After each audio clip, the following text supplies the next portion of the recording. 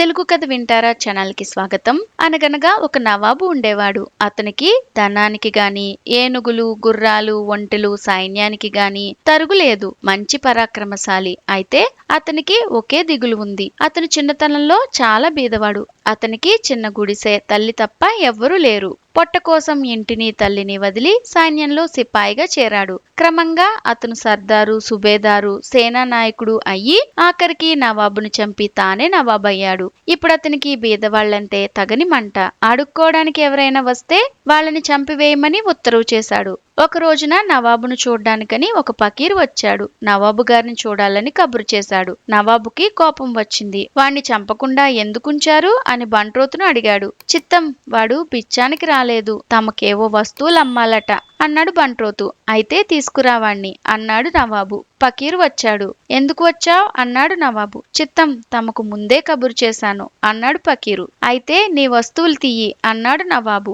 చిత్తం, ఇంత మందిలో చూపటం బాగుండదు అన్నాడు పకీరు. నవాబు దర్బారులో ఉన్న వాళ్ళందర్నీ పంపించేశాడు. పకీరు తన సంచిలో నుంచి ఒక మాత్ర తీసి, హుజూర్, ఈ మాత్ర తిన్నవాళ్ళు ప్రపంచానికంతా అధిపతులవుతారు అన్నాడు. నేనిప్పుడే ప్రపంచానికి అధిపతిని అన్నాడు నవాబు. పకీరు సంచిలో నుంచి ఒక పొట్లం తీసి, హుజూర్, ఈ పొడి తిన్న వారికి ప్రపంచంలోకెల్లా చక్కని స్త్రీ భార్యగా దొరుకుతుంది అన్నాడు. ఇప్పుడు నా భార్య ప్రపంచంలోకెల్లా చక్కనిది అన్నాడు నవాబు. పకీరు సంచిలో నుంచి ఈ మాట ఒక చిన్న అద్దం బయటికి తీసి, హుజూర్, ఈ అద్దం ఎవరి ముఖం ముందు పెట్టినా వాళ్ల మనసులో సంగతులన్నీ తెలుస్తాయి అన్నాడు. అది నిజమని నమ్మటం ఎట్లా అన్నాడు నవాబు. నమ్మటం సంగతి తర్వాత, ముందు ఆ అద్దంలో చూడాలి కదా అన్నాడు పకీరు. అయితే దాని ధర చెప్పు అన్నాడు నవాబు. హుజూర్, మీరు కోపగించుకోకుండా ఉంటే దాని ధర చెప్తాను అన్నాడు పకీరు. చెప్పు, కోపం ఎందుకు అన్నాడు నవాబు. అయితే దీని ధర మీ రాజ్యం యావత్తు.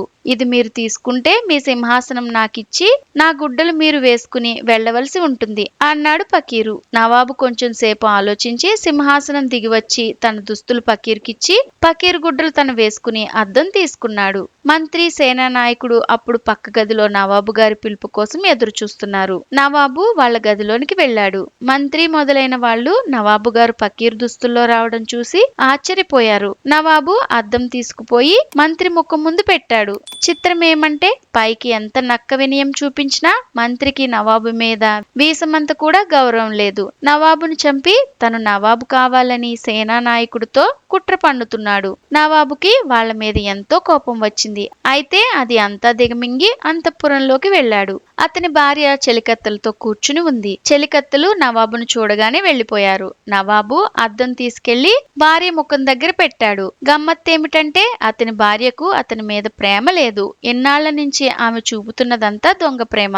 నవాబు అక్కడి నుంచి వెళ్లి తన కొడుకుల మొక్కాన, తన చుట్టాల మొక్కాన అద్దం పెట్టి చూచాడు. ఒక్కరూ అతన్ని నిజంగా ప్రేమించటం లేదు. అతనికి ప్రపంచం మీదనే విసుగు వేసింది. రాజ్యం పకీరుకు ఇవ్వనే ఇచ్చాడు. ఇక అతను పకీరు కావడానికి అడ్డేమీ లేదు. నవాబు రాజధాని వదిలి అరణ్యాల గుండా తన పుట్టిన ఊరు చేరుకున్నాడు.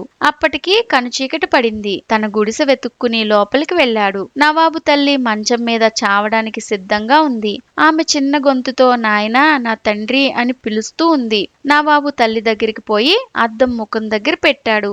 ఆమె ప్రేమలో కల్మషం ఏమీ లేదు, స్వార్థం ఏమీ లేదు. నవాబు ఇప్పుడు భూలోకమంతా ఏలే నవాబు కాడు. అన్నీ వదిలి నిజమైన ప్రేమ కోసం పరితపిస్తున్న సన్యాసి. నవాబు చిన్నపిల్లవాడిలాగా ఏడుస్తూ అమ్మా అమ్మా అని పిలిచాడు. చావడానికి సిద్ధంగా ఉన్న నవాబు తల్లి కళ్ళు తెరిచింది. ఆమె కళ్ళల్లో ముత్యాల్లాగా 2 నీటి చుక్కలున్నాయి. ఆనందంతో మళ్లీ ఆమె కళ్ళు మూసింది.